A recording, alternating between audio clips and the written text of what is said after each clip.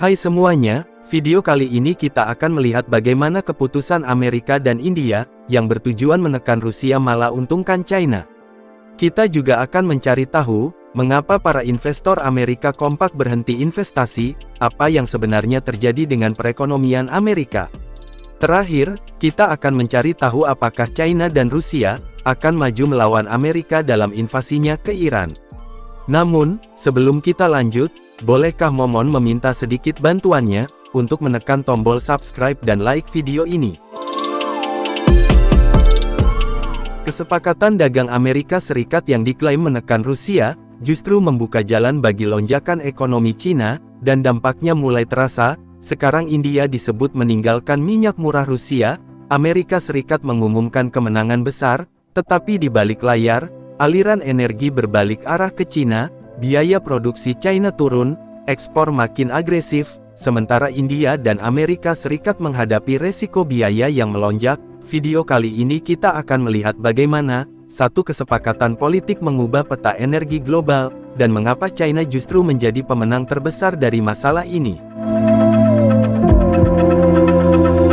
Pada awal tahun ini, media global ramai memberitakan klaim Presiden Amerika Serikat, Donald Trump, tentang tercapainya kesepakatan dagang besar dengan India. Dalam pernyataannya, India disebut sepakat menghentikan pembelian minyak Rusia, dan beralih ke energi Amerika Serikat, dengan imbalan penurunan tarif impor India ke Amerika Serikat, dari 25% menjadi sekitar 18%. Pernyataan ini langsung mengguncang pasar energi dan memicu spekulasi luas. Banyak analis menilai klaim ini lebih berdampak pada sentimen pasar, dibandingkan realisasi kebijakan nyata. Angka yang disampaikan tidak kecil. India diklaim akan membeli barang dan energi Amerika, senilai sekitar 500 miliar dolar Amerika Serikat selama beberapa tahun ke depan. Besaran ini mendekati setengah total impor tahunan India, yang menurut data perdagangan 2024 berada di kisaran 14 triliun rupiah. Skala ini membuat banyak pelaku pasar mempertanyakan rasionalitas ekonominya. Masalahnya hingga kini tidak ada rincian resmi dari pihak India, yang mengkonfirmasi skema, jadwal, maupun mekanisme kesepakatan tersebut. Tidak ada dokumen publik, tidak ada pernyataan teknis dari pemerintah India, dan tidak ada perubahan kebijakan energi yang terlihat di lapangan. Seluruh narasi masih bertumpu pada versi Amerika. Ketimpangan informasi ini menjadi sumber ketidakpastian utama. Ketidakjelasan ini menjadi penting karena India selama 2024 dan awal 2025, justru sangat bergantung pada minyak mentah Rusia. Data perdagangan energi menunjukkan, India mengimpor lebih dari 1,8 juta barel per hari dari Rusia, sebagian besar dengan potongan harga signifikan akibat sanksi Barat. Ketergantungan ini telah membentuk pondasi ekonomi energi India selama 2 tahun terakhir. Minyak Rusia selama 2 tahun terakhir menjadi penopang utama biaya energi murah bagi India, dengan diskon yang pada beberapa bulan mencapai lebih dari 20 dolar Amerika Serikat per barel. India memperoleh keuntungan besar dalam biaya produksi listrik, industri kimia, pupuk, dan produk turunan lainnya. Keunggulan ini memberi India daya saing ekspor yang nyata. Tanpa energi murah, struktur biaya tersebut akan berubah drastis. Jika India benar-benar mengurangi pembelian minyak Rusia, Rusia tidak akan kehilangan pasar, melainkan mengalihkan pasokan tersebut. Dalam praktiknya pasar paling logis adalah Cina. Sejak sanksi diperketat, Cina telah menjadi pembeli utama energi Rusia, dan kapasitas penyerapan Cina masih sangat besar. Perubahan ini akan mempercepat integrasi energi Rusia ke Asia Timur. Pada Desember lalu saja, nilai ekspor minyak Rusia ke India tercatat sekitar 2 miliar dolar Amerika Serikat, atau lebih dari 31 triliun rupiah per bulan. Jika volume ini dialihkan ke Cina, maka Cina akan memperoleh pasokan tambahan minyak murah dalam jumlah besar. Di saat biaya energi global masih tinggi, kondisi ini menciptakan keuntungan struktural jangka menengah bagi industri Cina. Efek berantainya jelas, setiap barel minyak murah yang masuk ke Cina, menurunkan biaya produksi industri domestik Cina. Ini bukan sekedar soal energi, melainkan soal harga akhir barang manufaktur, yang diekspor ke pasar global. Dampak ini terasa di hampir seluruh rantai pasok internasional. Ironisnya kesepakatan yang diklaim bertujuan melemahkan Rusia, justru memperkuat posisi ekonomi Cina. Dengan pasokan minyak Rusia yang dialihkan, Cina berpotensi mendapatkan diskon lebih besar, karena Rusia membutuhkan pembeli stabil. Pada awal 2025, diskon minyak Rusia dilaporkan mencapai lebih dari $25 Amerika Serikat per barel. Diskon ini menjadi bantalan strategis bagi ekonomi Cina, dengan asumsi hipotesis bahwa Cina menyerap tambahan 500.000 barel per hari minyak Rusia. Penghematan tahunan Cina bisa mencapai lebih dari $4 miliar Amerika Serikat, atau setara 62 triliun rupiah. Ini langsung menekan biaya logistik energi dan bahan baku industri. Efeknya terlihat pada margin keuntungan perusahaan manufaktur. Akibatnya produk Cina menjadi lebih murah di pasar global, termasuk di Asia, Afrika dan Amerika Latin. Di saat yang sama, India justru menghadapi kenaikan biaya energi, jika harus mengganti minyak Rusia dengan energi Amerika Serikat, yang secara historis lebih mahal dan kurang fleksibel. Secara logistik kesenjangan daya saing pun semakin melebar. Dalam konteks ini, daya saing ekspor India beresiko melemah. Bahkan untuk memenuhi kebutuhan ekspor, India berpotensi meningkatkan impor bahan baku dari Cina, karena harganya lebih kompetitif, menciptakan ketergantungan yang sebelumnya ingin dikurangi. Situasi ini berlawanan dengan tujuan strategis India sendiri. Dari sudut pandang Amerika Serikat, kesepakatan ini tampak seperti kemenangan politik. Ada narasi bahwa pendapatan Rusia ditekan, pengaruh Amerika Serikat diperluas, dan India ditarik lebih dekat ke orbit ekonomi Amerika. Namun jika dilihat lebih dalam, manfaat ekonominya jauh lebih terbatas. Narasi kemenangan ini lebih kuat secara simbolik daripada substansial. Pendapatan minyak Rusia memang turun sekitar 20% secara tahunan, menurut laporan energi awal 2025, namun penurunan itu tidak berpindah ke Amerika Serikat, melainkan dialihkan ke pembeli Asia. Artinya tekanan ekonomi terhadap Rusia tidak menghasilkan keuntungan struktural bagi Amerika, dampaknya justru memperkuat poros perdagangan non-barat. Selain itu, selain investasi India sebesar $500 miliar Amerika ke Amerika Serikat, juga menimbulkan tanda tanya. Nilai tersebut setara hampir 8.000 triliun rupiah, jumlah yang bahkan melebihi total investasi luar negeri India selama beberapa tahun terakhir. Jika digabungkan secara historis, angka ini sulit direalisasikan tanpa bukti arus modal nyata. Klaim tersebut lebih menyerupai narasi politik domestik Amerika Serikat, terutama di tengah tekanan pasar keuangan, pelemahan dolar, dan kebutuhan akan simbol kemenangan ekonomi jangka pendek. Pasar global membaca ini sebagai sinyal ketidakpastian, bukan stabilitas. Di saat ketegangan ini berlangsung, indikator ekonomi Cina menunjukkan pergerakan yang luar biasa. Permintaan domestik mulai stabil, ekspor kembali tumbuh tipis pada kuartal pertama 2025, dan biaya input industri menurun seiring turunnya harga energi impor dari Rusia. Kombinasi ini menciptakan momentum pemulihan yang tidak banyak disorot. Pasokan energi murah ini memberi ruang bagi Cina untuk menjaga harga ekspor tetap kompetitif, tanpa harus melakukan penyesuaian nilai tukar yang agresif. Dalam jangka menengah, ini memperkuat posisi China sebagai pusat manufaktur global, terutama di sektor kimia, plastik dan barang konsumsi. Stabilitas harga menjadi senjata utama Cina. Arus perdagangan ini juga berkontribusi pada surplus dagang Cina yang terus melebar. Data perdagangan awal tahun menunjukkan surplus bulanan Cina kembali melampaui 900 miliar rupiah dalam ekuivalen dolar, didorong oleh ekspor bernilai tambah tinggi. Surplus ini memperkuat pondasi keuangan domestik Cina. Dengan kata lain, kesepakatan yang diklaim melemahkan Rusia dan Cina justru menciptakan kondisi struktural yang mendukung pertumbuhan ekonominya. Rusia mendapatkan pasar, Cina mendapatkan energi murah, sementara India dan Amerika Serikat menghadapi konsekuensi biaya dan ketidakseimbangan yang belum sepenuhnya disadari pasar global.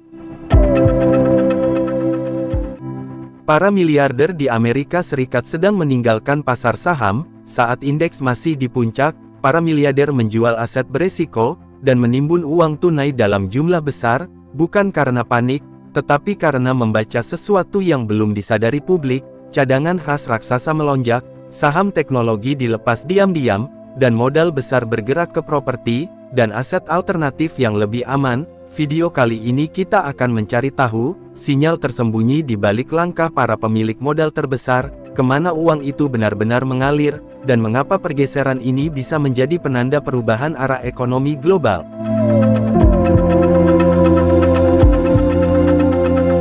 Pada Januari tahun 2026, laporan keuangan kuartalan menunjukkan lonjakan penjualan saham oleh kelompok investor terkaya di Amerika, tepat saat indeks utama masih berada dekat rekor tertingginya. Media bisnis global menyoroti satu pola yang sama, arus modal besar justru keluar ketika pasar terlihat paling percaya diri. Peristiwa ini menjadi pemicu narasi, karena terjadi bersamaan dengan meningkatnya ketegangan ekonomi global, dan kebijakan moneter yang tetap ketat. Fenomena ini tidak terjadi sekali, melainkan berulang dalam beberapa pekan berturut-turut. Pola semacam ini biasanya hanya muncul ketika pelaku pasar besar membaca risiko lebih awal daripada publik. Data survei kekayaan dari lembaga perbankan, investasi besar pada awal 2026 mencatat individu dengan kekayaan bersih di atas 1 juta dolar Amerika Serikat, kini menyimpan sekitar 20% asetnya dalam bentuk tunai. Jika dikonversi dari setiap sekitar 15 miliar rupiah, kekayaan hampir 3 miliar rupiah dibiarkan cair dan tidak bekerja di pasar saham. Angka ini mendekati level defensif, yang biasanya hanya muncul menjelang krisis besar. Secara historis rasio tunai setinggi ini jarang bertahan lama, tanpa diikuti pergerakan pasar signifikan. Ini menandakan adanya perubahan psikologi kolektif di kalangan pemilik modal besar. Penarikan ini tidak muncul dari ruang hampa, inflasi global yang masih membandel, ketidakpastian kebijakan perdagangan, dan valuasi saham teknologi yang dinilai mahal, menciptakan kombinasi resiko yang sulit diabaikan. Dalam situasi seperti ini, uang besar cenderung lebih sensitif terhadap potensi kerugian, dibanding peluang keuntungan jangka pendek. Ketika resiko makro menumpuk, resepsi tentang harga wajar ikut bergeser, aset yang kemarin dianggap murah bisa tiba-tiba dinilai terlalu mahal. Yang menarik, arus keluar tersebut tidak disertai kepanikan publik, harga saham masih tinggi, volume perdagangan stabil dan optimisme retail tetap kuat. Justru disinilah kontrasnya, karena pergerakan senyap para miliarder seringkali mendahului perubahan arah pasar yang lebih luas. Pasar seringkali terlihat tenang sesaat sebelum ketidakseimbangan muncul ke permukaan. Di fase inilah, sinyal paling penting justru datang dari transaksi yang jarang disorot.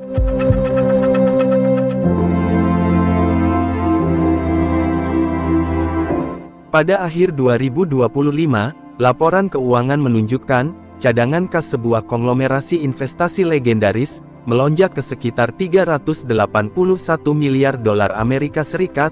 Angka ini menjadi sorotan karena dicapai saat pasar saham belum memasuki fase koreksi besar.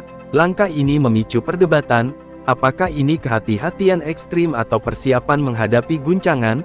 Besarnya angka tersebut menjadikannya salah satu cadangan khas terbesar dalam sejarah korporasi modern. Skala ini memberi sinyal bahwa keputusan tersebut bukan reaksi emosional, melainkan strategi jangka panjang. Secara historis peningkatan kas dalam skala seperti ini jarang dilakukan tanpa alasan struktural.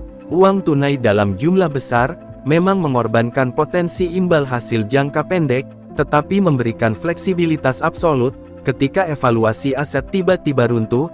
Dalam logika ini khas bukan simbol ketakutan, melainkan amunisi. Khas memungkinkan pembelian aset berkualitas di saat pelaku lain terpaksa menjual. Dalam banyak krisis sebelumnya, strategi ini terbukti menghasilkan keuntungan luar biasa. Efek psikologisnya menjalar ke kalangan miliarder lain. Beberapa tokoh teknologi diketahui mengambil untung dari saham yang sedang naik tajam, meskipun proyeksi analis masih optimistis. Ketika figur berpengaruh mulai mengunci keuntungan, pesan implisitnya jelas: resiko mulai dianggap lebih besar daripada potensi. Kenaikan pasar seringkali bergerak bukan karena data, tetapi karena perubahan keyakinan para penggerak utamanya. Di titik ini, tindakan lebih berbicara daripada pernyataan publik. Pola ini menciptakan efek domino yang halus. Tidak ada pernyataan resmi tentang krisis, namun keputusan individual para raksasa modal membentuk narasi kolektif bahwa fase pasar saat ini lebih cocok untuk bertahan daripada menyerang. Narasi ini menyebar perlahan melalui jaringan investor besar. Dampaknya sering baru terasa ketika perubahan sudah terlanjur meluas. Uang tunai sering dianggap aset pasif, tetapi dalam kondisi tertentu, ia justru menjadi instrumen strategis paling aktif. Dengan suku bunga tinggi yang masih bertahan di awal 2026, menyimpan kas ini memberikan imbal hasil real yang jauh lebih menarik dibanding beberapa tahun lalu. Deposito dan instrumen setara tunai di Amerika Serikat kini mampu memberikan hasil tahunan yang jika dikonversi bisa setara ratusan juta rupiah untuk portofolio besar. Ini mengubah persepsi lama bahwa kas selalu merugikan karena inflasi. Dalam konteks saat ini, kas justru menjadi penyeimbang risiko. Selain itu, tunai berfungsi sebagai penyangga volatilitas. Ketika harga saham berfluktuasi tajam, kas menjaga stabilitas neraca dan mengurangi tekanan psikologis untuk menjual aset lain di saat yang salah. Bagi investor super kaya, stabilitas seringkali lebih berharga daripada mengejar pendapatan tambahan. Ketahanan psikologis menjadi faktor krusial dalam pengambilan keputusan besar tanpa tekanan likuiditas. Keputusan bisa diambil dengan lebih rasional.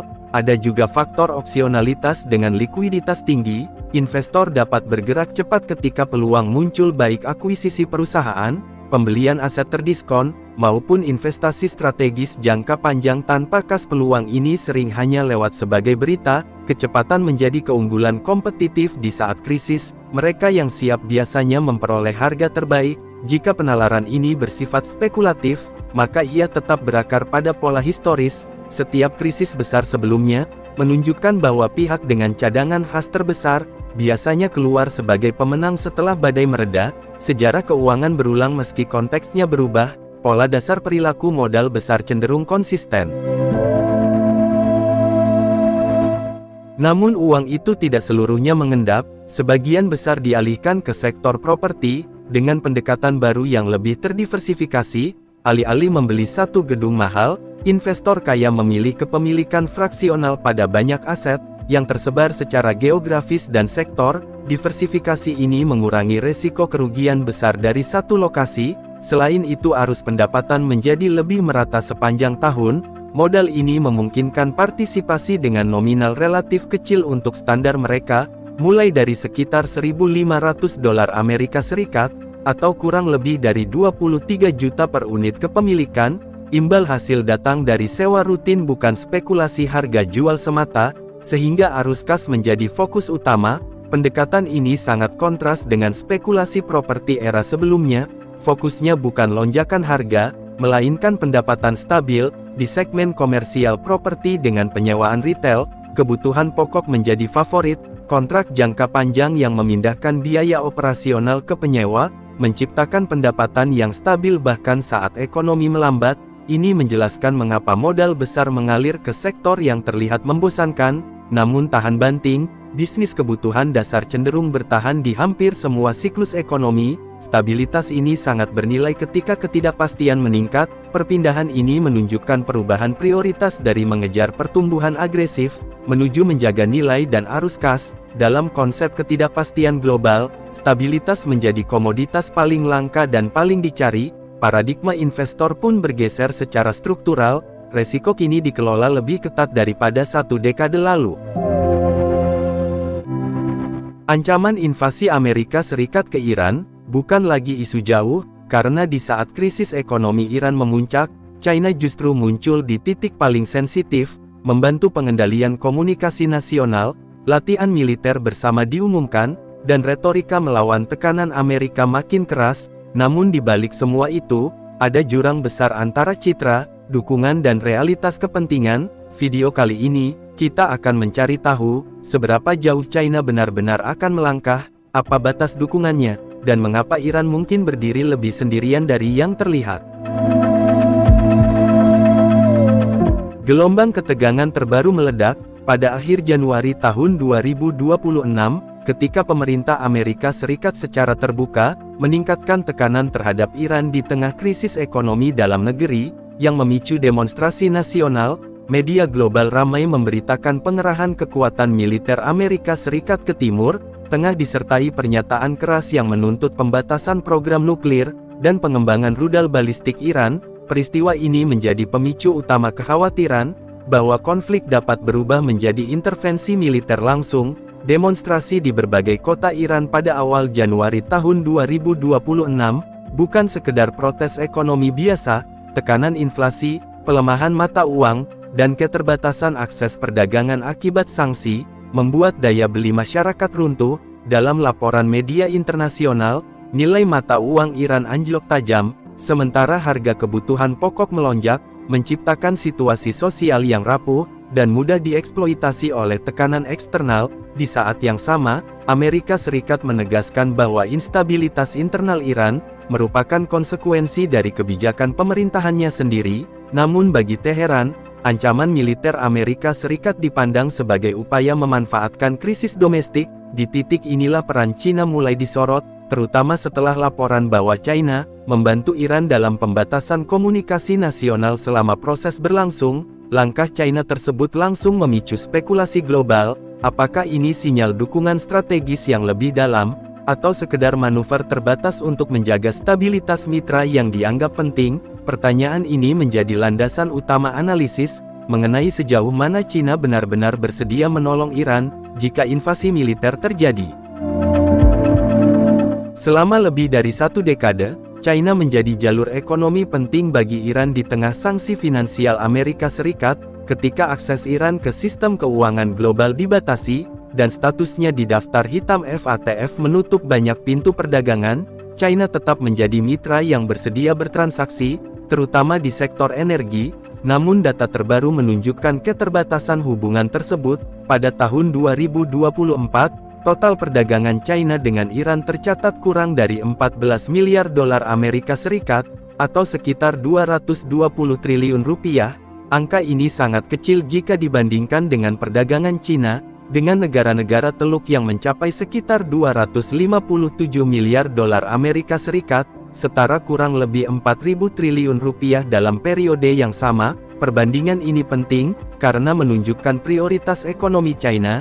Negara-negara Teluk menawarkan stabilitas arus investasi besar, dan hubungan energi jangka panjang yang relatif bebas dari risiko sanksi. Iran sebaliknya dipandang sebagai lingkungan beresiko tinggi, dengan ketidakpastian politik dan ekonomi yang terus berulang. Akibatnya meskipun Iran sangat bergantung pada Cina, ketergantungan tersebut tidak bersifat timbal balik.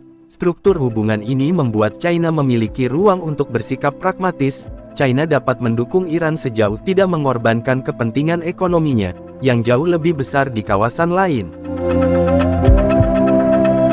Ketegangan meningkat lebih jauh ketika Iran mengumumkan rencana latihan angkatan laut bersama dengan China dan Rusia di Samudra Hindia bagian utara pada pertengahan Februari tahun 2026.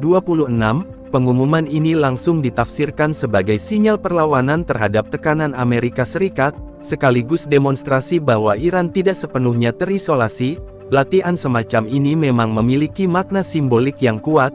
Kehadiran kapal perang China dan Rusia di sekitar kawasan Iran mengirim pesan bahwa China dan Rusia menentang pendekatan sepihak Amerika Serikat. Namun secara militer, latihan tersebut tidak otomatis berarti komitmen pertahanan langsung jika perang pecah. Pengalaman sebelumnya memperkuat pandangan ini. Setelah perang singkat Iran dengan Israel pada Juni tahun 2025, Cina tidak muncul sebagai pembela militer aktif Iran. Tidak ada pengerahan kekuatan nyata atau bantuan persenjataan besar yang dapat mengubah keseimbangan konflik. Dukungan China lebih banyak hadir dalam bentuk diplomatik dan retorika. Jika menggunakan pola tersebut, maka bantuan militer langsung China kepada Iran dalam skenario invasi Amerika Serikat bersifat hipotesis dan kecil. Kemungkinannya China cenderung menghindari keterlibatan yang berpotensi menyeretnya ke konflik terbuka dengan kekuatan militer terbesar dunia. Pernyataan pejabat tinggi China pada pertengahan Januari tahun 2026, yang mengecam ancaman Amerika Serikat, sebagai kembalinya hukum rimba, mencerminkan posisi ideologis China. China secara konsisten menentang tindakan sepihak dan intervensi militer, tanpa legitimasi internasional. Namun penolakan ini tidak selalu berujung pada tindakan konkret di medan konflik. Bagi China stabilitas kawasan Timur Tengah memiliki nilai strategis utama, karena berkaitan langsung dengan pasokan energi. Gangguan besar di Iran dapat mengguncang harga minyak globalisasi, yang pada akhirnya berdampak pada perekonomian China sendiri. Oleh karena itu, kepentingan utama China adalah mencegah eskalasi, bukan memenangkan konflik bagi salah satu pihak. Pendekatan ini menjelaskan mengapa China lebih memilih peran sebagai penyeimbang diplomatik, daripada pelindung militer. China berupaya menampilkan diri sebagai aktor konstruktif, yang mendorong dialog sembari menjaga jarak dari komitmen keamanan yang mahal, dan beresiko tinggi. Dalam konteks ini, jika invasi Amerika Serikat benar-benar terjadi, respons China kemungkinan besar akan berupa tekanan politik internasional, penggunaan forum multilateral, dan dukungan ekonomi terbatas. Langkah-langkah ini bertujuan menahan eskalasi, bukan menggantikan Iran dalam menghadapi kekuatan militer Amerika. Di Washington dan beberapa ibu kota barat, hubungan China, Iran, Rusia dan Korea Utara sering digambarkan sebagai poros pergolakan yang menentang tatanan global. Pandangan ini kembali menguat pada awal 2026, ketika pejabat NATO menyoroti meningkatnya keselarasan di antara negara-negara tersebut. Namun keselarasan ini lebih bersifat oportunistik daripada aliansi formal. Tidak ada perjanjian pertahanan kolektif yang mengharuskan China membela Iran jika diserang. Setiap negara dalam proses ini tetap bertindak berdasarkan kepentingannya sendiri. Analisis keamanan terbaru menegaskan bahwa Iran jauh lebih membutuhkan China dibandingkan sebaliknya. Tekanan terhadap Teheran tidak secara signifikan melemahkan China, justru sebaliknya, konflik besar berpotensi merugikan China dengan mengganggu stabilitas ekonomi global, yang masih menjadi prioritas utamanya. Karena itu anggapan bahwa China akan turun tangan penuh jika Iran diinvasi Amerika Serikat, beresiko menjadi salah hitung strategis. Dukungan China kemungkinan akan berhenti pada level yang aman, bagi kepentingannya sendiri, meninggalkan Iran untuk menghadapi beban utama konflik secara mandiri.